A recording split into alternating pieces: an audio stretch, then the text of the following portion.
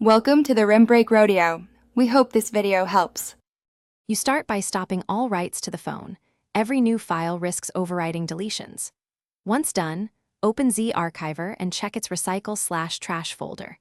If gone, enable USB debugging on Android and connect to your PC. Make sure you have an external drive or cloud ready to receive recovered files. Install a reputable recovery tool on the PC or use a mobile recovery app.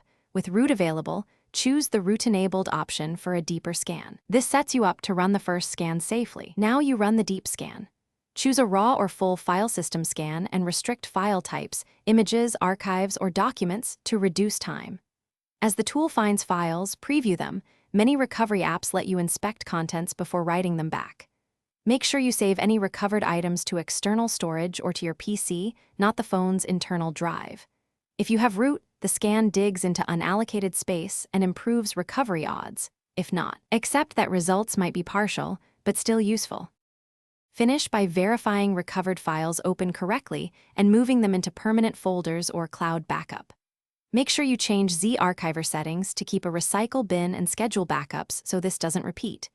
If recovered files are corrupted, try different file extensions or a raw recovery mode.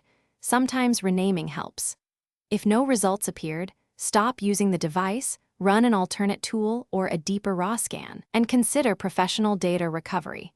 Those steps increase the chance of restoring permanently deleted Zarchiver files. Thanks for watching. Consider subscribing if we helped you.